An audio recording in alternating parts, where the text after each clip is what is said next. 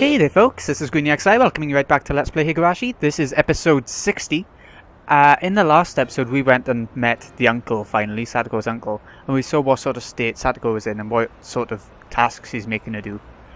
Let's get on with chapter 7 straight away, is it? I'm looking forward to this one. Oh, we also got a bit of a hint in the tips of the whole Satoshi and Sadako and the aunt and the uncle situation. Not much of one, but there'll be more as we go along, I'm sure. Let's go! Chapter 7. I went home and washed the day's sweat off in the shower. Normally, I could reset everything by taking a shower and forgetting all the bad things. But that didn't happen today.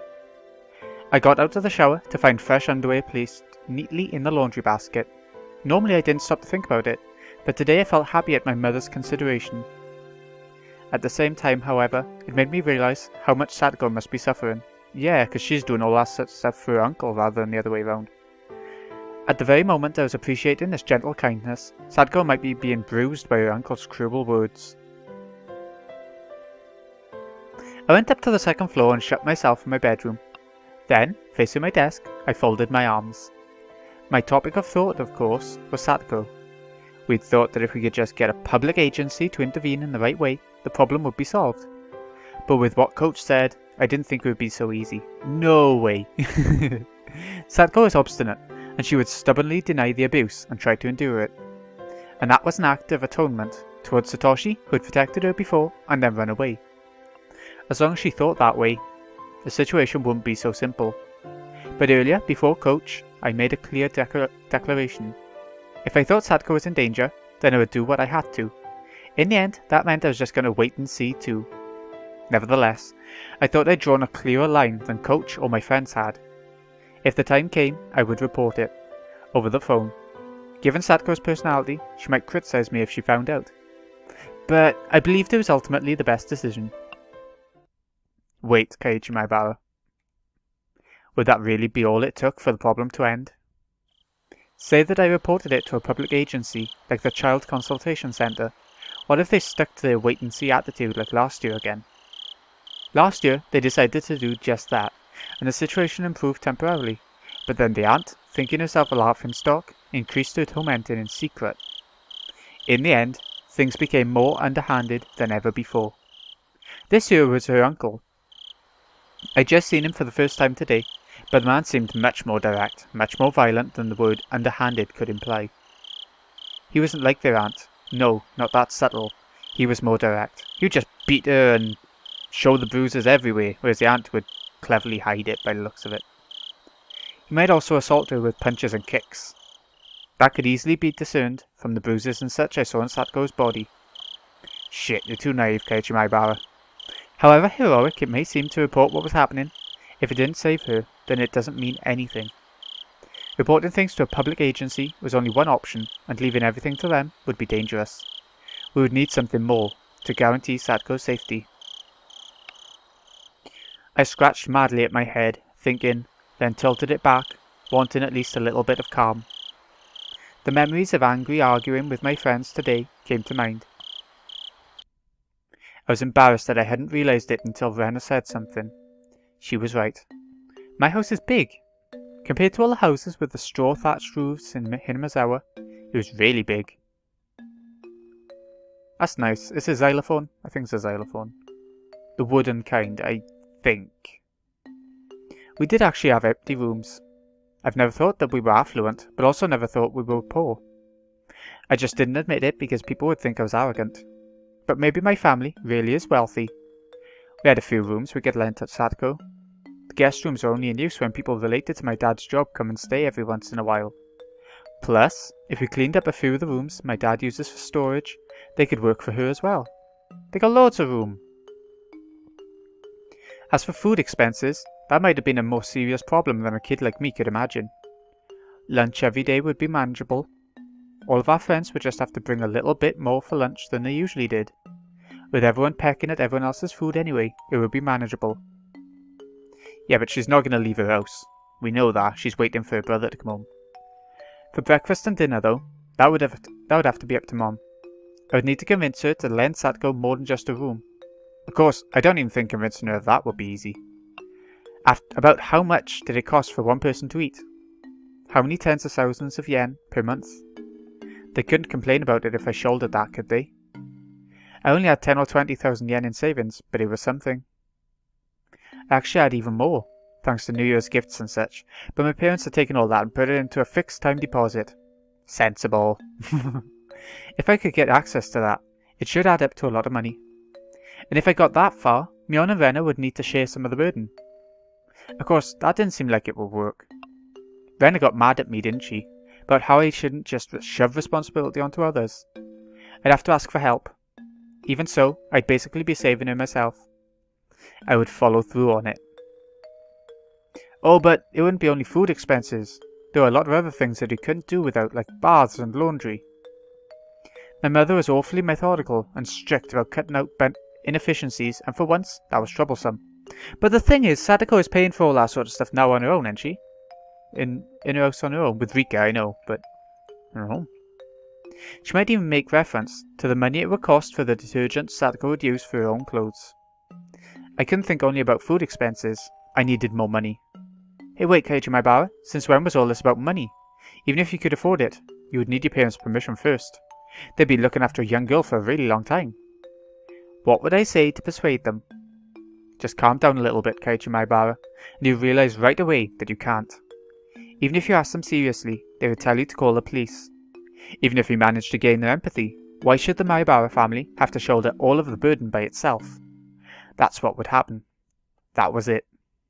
It was very sad and frustrating, but no matter how much I wanted to help, my resolution alone couldn't save anything. No. Our kids, are they really this powerless? I felt frustrated. I believed my feelings were stronger than anyone else's. I even thought they were stronger than Coach's. And yet... At that point, there were 2 knocks on my door, and Mom poked her head inside. Were you awake? I've been calling for dinner for a while. Oh yeah, I'm coming. As someone financially dependent on his parents, I shouldn't say this, but I just sat around doing nothing, and food suddenly appeared. It felt so natural to me that I'd shamelessly thought of it as the responsibility of the parents who gave birth to me. But when I realised that natural thing was actually a privilege, I came to realise just how hard it was to grant that privilege to others. Even the boring meal in front of me, no better than it ever was, had more meaning than that tonight. There was food for 3 on the table right now, for Dad, for Mom, and for me. I can imagine how hard it would be to add another place at the table. Think, Keiichi Maibara. If it was hard to make food for 4, then just think about how 4 people could eat food made for 3. Oh, I changed around the way I thought, and with that I began to consider an unthinkably bold plan. That's right. I didn't need to get my parents' permission. She should just live here in secret.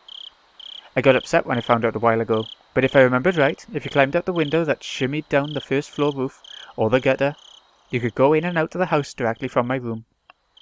Sadako's physical ability far surpassed my own, so it would be even easier for her. I hadn't even thought about it, but her living here secretly was actually a necessity. I'd only have to bring Sadako to my house when the public agency said they would wait and see.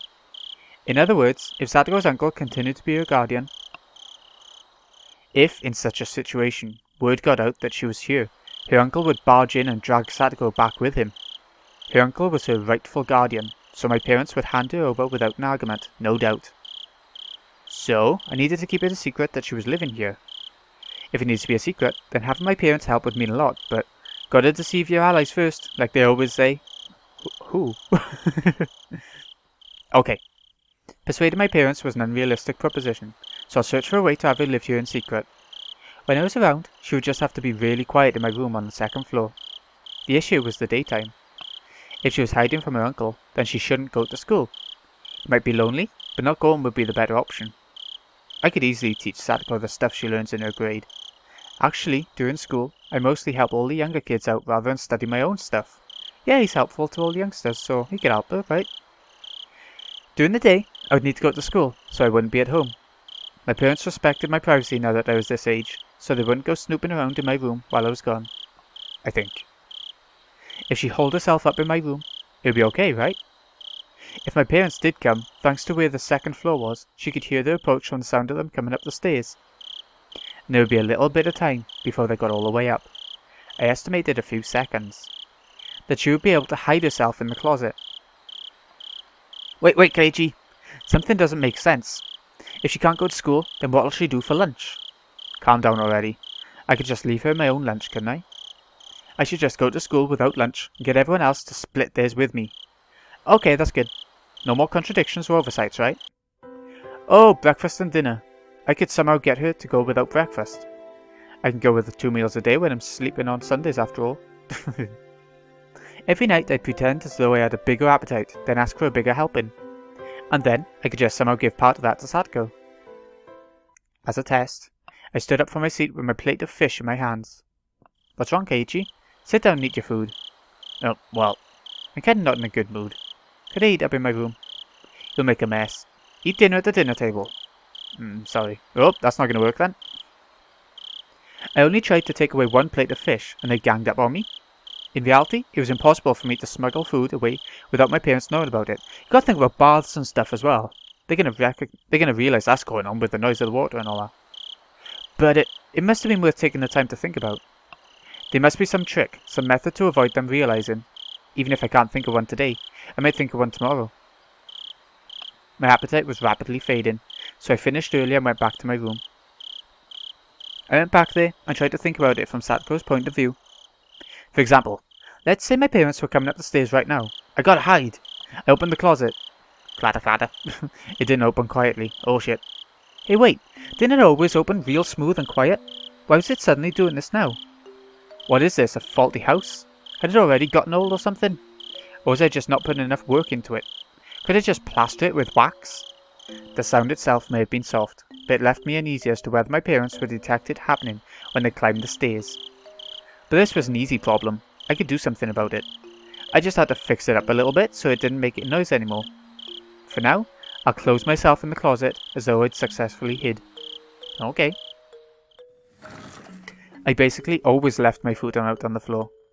I couldn't think of any real reason my parents would want to go into my closet. Even so, there still might be some reason they would. I might need to construct some sort of camouflage so that she wouldn't be noticed, even if they did open it. But the more she worried about that, the less time she'd have to actually hide, meaning it would be more likely they'd hear a noise. And then, I suddenly had to go to the bathroom. The bathroom? Oh shit. The need to use the toilet, so obvious and yet such a fatal flaw. The only bathroom was on the first floor. It would be absolutely impossible for her to use it without my family realising.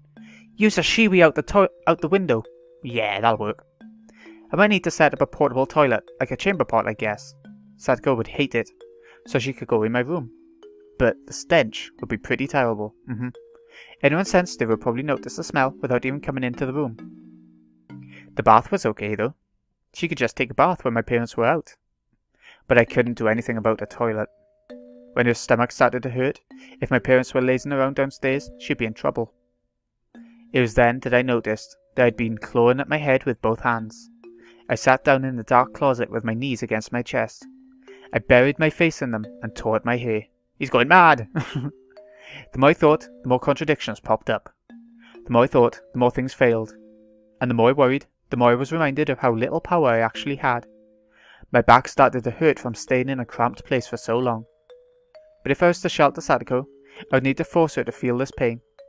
To live in such a dark, narrow, suffocating place forever. But it would still be better than being abused by her uncle, or so I wanted to think. This is another form of abuse though, isn't it? She's trapped still. It got hard to breathe, so I gave in and crawled out of the closet. I looked at the clock, and to my surprise, it was 3:30 in the morning. What? It felt like so little time, it was so unbelievably long. When I realised that, I was slammed with a terrible urge to sleep as if the time had only just caught up with me. I didn't have enough strength to fight it, and I fell flat onto my futon. Shit, I can't just go to sleep like this. If I waste any time, that'll mean I'm taking the same wait-and-see attitude that Mion and Coach and everyone else did. I needed to keep worrying about how to rescue Sadako for a minute, or even a second longer, than everyone else. Isn't there a better way? Isn't there a better way? That one phrase I spoke to myself swirled around and around in a spiral, and steadily took over my entire mind. For my last moment of consciousness, I thought, there were a lot of blind spots in what I considered tonight, but I absolutely wasn't wrong for having those ideas, nor it's right to consider trying to get her away from that house. Tomorrow, I would suggest this bold plan to the others. Mion might be able to help somehow, and Rena was really sharp, so she might have a good suggestion. And above all, we needed to rescue Satoko once again, with everyone helping out. I felt pathetic for letting myself fall asleep. I'm sorry, Satoko.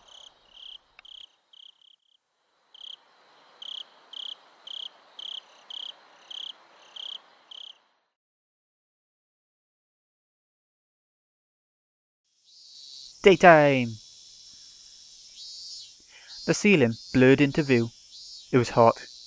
There was a thin layer of moist sweat on me. The voices of the cicadas permeating my room were somehow grate into my head. I'd love to wake up to that. What? Today's not Sunday, is it? I remember today was a weekday and quickly brought myself to consciousness, and then finally I leapt out of bed. The clock read a little before 10. I was totally late. Oh shit. When I wandered downstairs, my mum would get mad at me. There was nothing I could do though. Didn't she think of waking him up in time? After reviewing the schedule for the school day for a moment, I suitably rearranged the stuff in my bag. I hurried and got dressed, then went down the stairs. There was no sign of my parents anywhere. Maybe they went out somewhere together. So that's how it was. My mother had probably woken me up once this morning, but then I fell back asleep without remembering it. Oh, I've done that. For work and all. That's a nightmare. My parents, thinking I'd gone to school, left. Something like that probably happened. Yeah, probably. I went to the front door, and as I expected, it was locked. Looked like I was right. It was further evidence of my speculation being correct. When I realised my parents weren't here, I suddenly felt less like I had to rush to get to school. Yeah, like he's not in as much trouble. There was one portion of breakfast left in the dining room. Probably mine. The milk they poured in it had gone warm since a while ago. When I realised how hard it would be to sneak food for Satoko. Yesterday, I had cried. Well, thinking back on it, food wasn't the only issue in that regard. I wasn't in a position where I could bargain for Satoko by myself anyway. It's such a heavy thing just to save a single person. I've seen this on TV and in comics all the time. Those feel-good words about how you'll save your friends for sure and such. Was that why I ran my mouth like that, swearing to save her because I wanted to feel good about it? No, that absolutely wasn't true. Because the fact was, I couldn't save her. Because I didn't want to think like an adult, like I couldn't do anything but watch. Had Satoko gone to school today? I immediately realised that was a meaningless question. Whether or not she did, there wouldn't be a change in the environment she'd been placed in. If I couldn't save her, and no one else could either, then we could only pray for a miracle. Back to that word. Are we so powerless? I just noticed the door open. They don't do that very often, do they? More interactive. Well, kind of. It's probably just two photos, one with her open, one with her shut on it. I sluggishly put on my shoes and stumbled out the front door. I had only overslept by 2 or 3 hours, but the sunlight today felt completely different from how they usually were in the morning. Well, of course they did. Once 10 o'clock came around, you could barely call it morning anymore. Well, that's about the time I usually get up if I'm not working. I didn't feel like walking the same old route to school. I needed to ultimately end up there, but it was like I didn't want to choose the shortest route, the most proactive one to get to school. Put in a more positive light, maybe I wanted some time to walk by myself and think. I had to go to school, partly to make sure Satoko was safe. But I hadn't come up with any plans yet, nothing since last night. So the path I took from my house was in the complete opposite direction. Is he going back to her house again? If I went this way, I'd pass Rena's house and the dam site. Oh, okay. It'd be quite a detour. I calculated how long of a detour it would end up being. Then, satisfied with the answer, I started to walk. Why is he going past Rena's house? Oh, he's just going to the dam site. Rena had brought me to the dam site a few times. One section of it had turned into an unlawful, oversized garbage dump, and Rena really liked going fishing for junk in there. Without that, she'd come off as a completely normal girl too. I can think of a few other qualities she could do without, but whatever. Yeah, she's a little bit, fruity! Bit fruity! The view quickly opened up wide, and I was hit by a strong wind. There was no shelter here at this big dam site. Maybe it was a good thing I came here, I thought. At the very least, it was more healthy to think about stuff in a place like this, instead of my cramped bedroom. So he's not going to school at all now, is he? I took a deep breath, and filled my lungs with the rich, cold air unique to Hinamazawa. Ring, ring. Oh. I turned round reflexively. It was a bicycle bell. Oh, who was it? Considering where I was standing, I don't think they were trying to get me out of the way. They'd rang the bell because they wanted something from me. Oh, hello, sir. Hey, excuse me. You're from Higurashi, right? Oh yeah, it's the first time we've met him in this arc, isn't it? Seems like we're quite far into the arc before we met him this time. Yes, why? I've seen this person around a few times. Right, I remembered.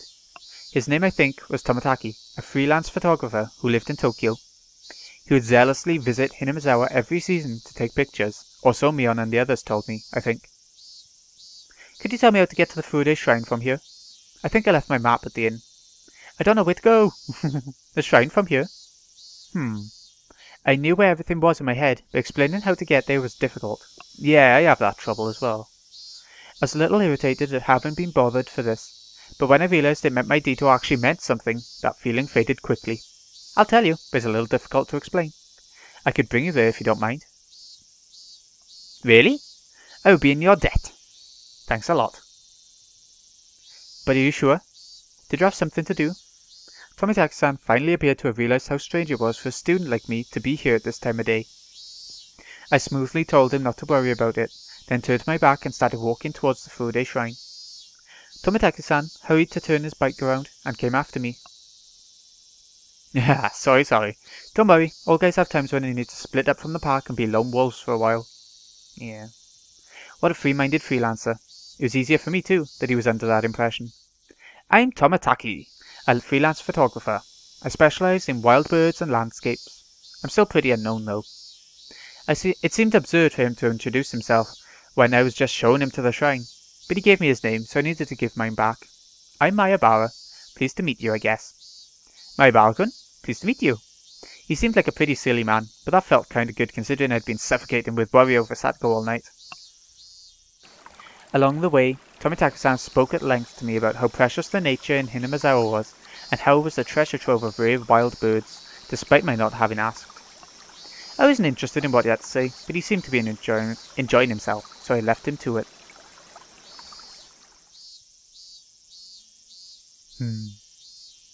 These steps will take you up to the shrine grounds. Thank you. You really helped me out. I think I'm a little late. Probably you got lost. As Tomitaki-san mumbled to himself, he left his bicycle nearby and started to climb the stairs quickly. I didn't have a watch, but as far as my internal clock could guess, it was still a little late in the morning. School wasn't very far from here. Maybe I could kill a little more time until then. With that in mind, I went up the steps in pursuit of Tomitaki-san. When I reached the top of the long staircase, I arrived at the wide, open shrine grounds that were too grand looking for this tiny village. Tomitaki-san! Oh, there he is.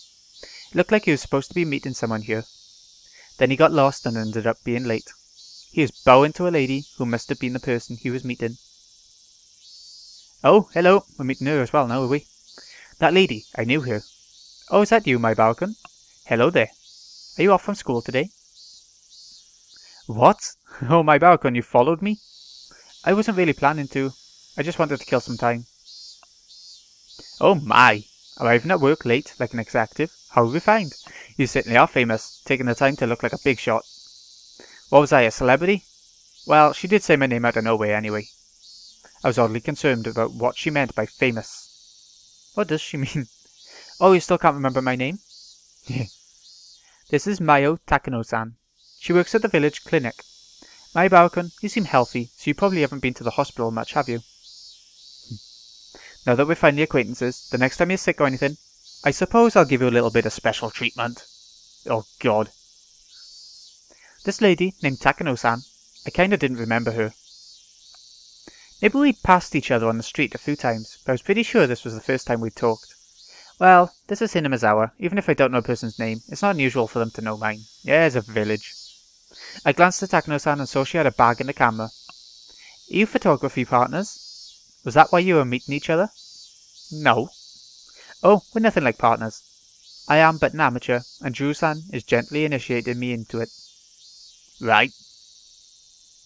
That's not it at all. Takano-san's a quick learner. She could take pictures just fine without my guidance. I mean it. I couldn't tell which of them was ahead in the conversation. Well, there was certainly one couple you wouldn't get tired of watching. Yeah, they're the comedy duo. Sometimes. The festival is finally coming up the day after tomorrow. I hope I can take some good pictures this year. I plan on taking some shots at the setup tomorrow. I want to capture the festival energy shown by the preparations for it too. Oh, I just remembered. There's some village festival called Watanagashi or something the day after tomorrow on Sunday. They hold a service with a pile of old futons in order to give thanks to Hinamizawa's guardian deity, Oyashiro-sama, I think? Oh, you're correct. You have quite extensive knowledge despite just having moved here. Yes, it's a festival, to give thanks to Oyashiro-sama. Takano-san smiled somehow meaningfully, but didn't tell me what part of a festival to thank Oyashiro-sama needed to be laughed at. Cryptic as ever, Takano-san. But I do wonder what will happen this year. You know what they say, if it happens twice, it'll happen a third time. And it's already happened 4 times. I think there's less evidence that it won't happen a 5th time, don't you think? I knew what they meant by their whispered exchange. On the day of Watanagashi, a freak death always occurs, which people call Oyashiro-sama's curse, and a disappearance occurs that people call being demoned away. These strange events had happened 4 years running, and Watanagashi, rapidly approaching the day after tomorrow, marked the 5th. Oyashiro-sama puts a curse on enemies of the village, eh? If it does happen this year, I wonder who will find themselves at gunpoint. Oh, and I always come here to pray and donate money whenever I visit. It won't be me for sure. Oh, is that so? They say that Oyashiro-sama has been especially harsh on outsiders recently, you know. My Balkan may have only just moved in, but he's a proper member of Hinamizawa. But you, Jiro-san, are a stranger who only comes once a year. I wonder, will he let you go this year? Oh, that's quite creepy. That's harsh. Yeah, it is. Tomitaki-san was the only one with the pained grin, but we all were smiling, me included.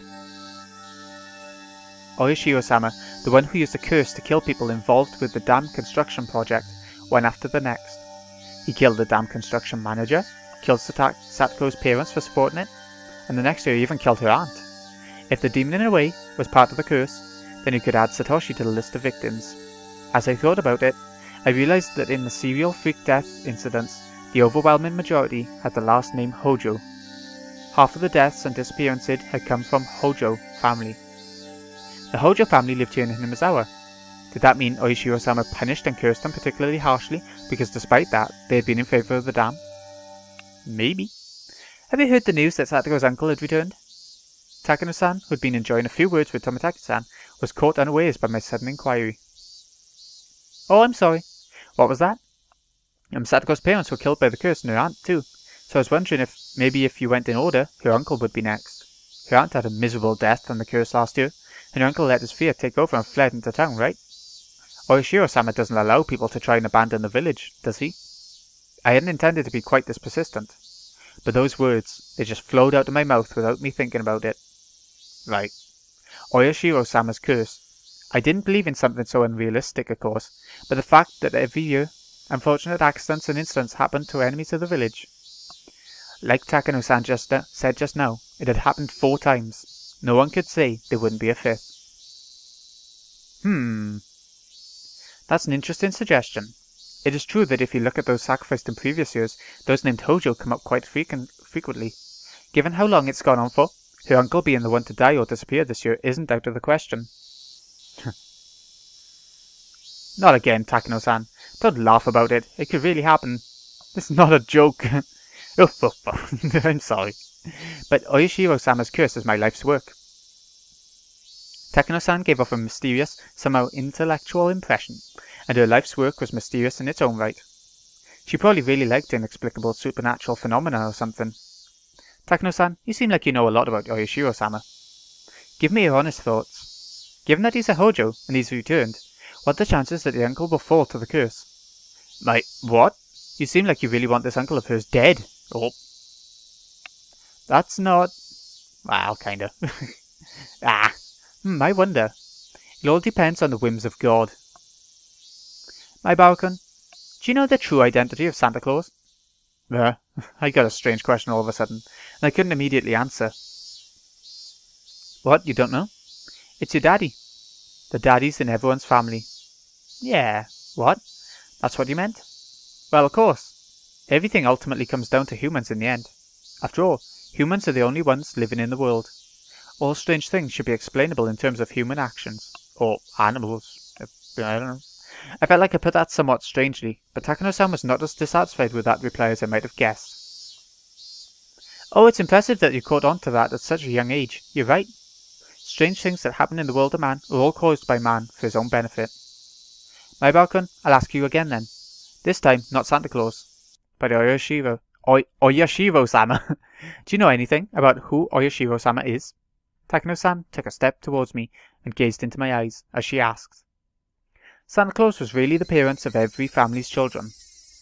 If lionizing that legend was a corporate tactic to try and profit during Christmas sales, then what was Oyashiro-sama really? Oh, didn't you already say? There are only humans in this world. Everything can be explained by human actions, right?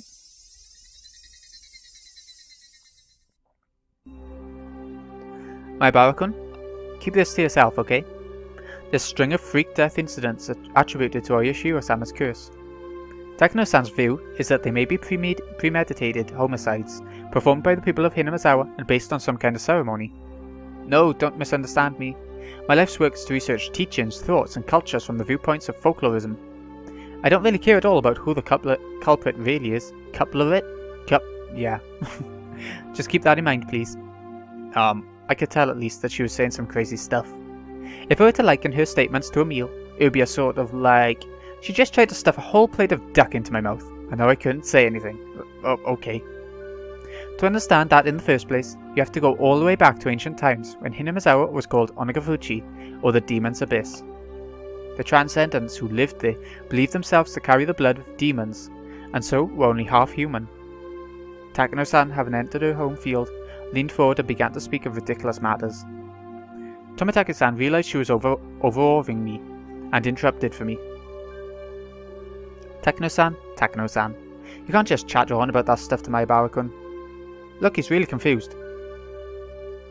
Oh my, are you? If you want to hear more, ask me any time. I have heaps of the grotesque stories that boys your age seem to love hearing. Thank you.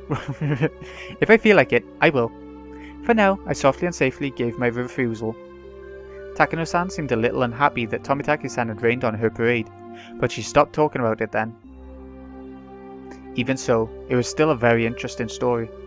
That Oyashiro-sama's curse, which we thought of as strange freak deaths, were really homicides, perpetrated by people of the village. Well, I mean, if you thought about it logically, it would have to be.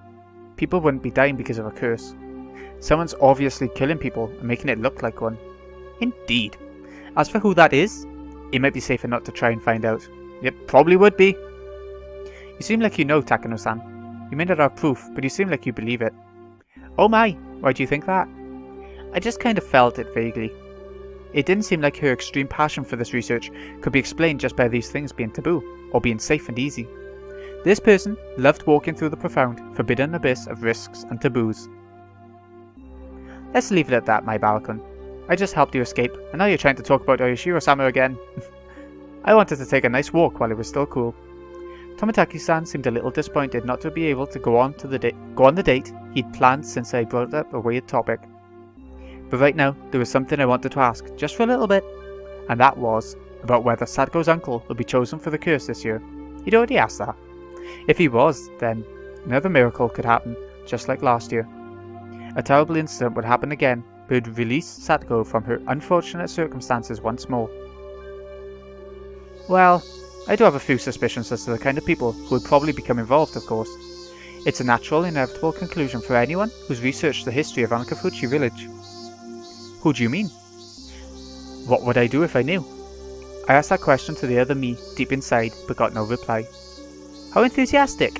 What would you do if you knew? Nothing really. If you found out, you might get into danger yourself, you know. Maybe the 5th year's curse will be you. Oh. Takano-san, toying with taboo, gave a devilish, satisfied smile, as though nothing in the world would be more amusing. She was probably trying to tease me, but I didn't feel like going along with her little game one bit. You like to talk pretty big, but you don't really know yourself, do you, Takano-san? I felt a tinge of irritation as Takano-san's roundabout way of speaking, but those emotions escaped my mouth like water flowing through a strainer. Even I was surprised at how directly I had spoken out about what I had felt. Of course, I wasn't the only one taken aback. Sly eyes. Oh my, you're something. Maybe just a boy, but you can still provoke people. how unexpectedly rugged. I don't dislike people like that, you know. Takano-san's tongue poked out of her mouth, and I was convinced it was a long, thin, and split in the middle like a snake's. She does seem a bit, yeah, a bit slithery. Alright, I'll tell you then. But you have to promise me 3 things first. 1, not to regret it no matter what I tell you. 2, not to tell it to anyone. 3, not to tell anyone I told you. I gulped firmly and nodded. Tomitaka-san made an exaggerated expression of distress, gave a dry, vague smile, and lit a cigarette. Please tell me, who is putting this curse on people? Who is it who's deciding who gets cursed? And after I said that, I finally realised why I wanted to know. Oh, that's the end. I expected to go on to, you know, end the conversation. But it looks like we'll be ending all that next time. It's about to get ugly. She is about to say who she thinks is the killer in this arc. God knows. You never know. Oh, it's gonna skip it next time, is it? I don't know. I don't know how it's gonna go, so... This has been Greeny XI. I hope you've enjoyed. It's ramping up a bit now, and we're about to find out who Keiichi is gonna suspect, I guess. Or maybe we won't. I mean, we probably will. Thanks so much for watching. See you again in a bit, folks.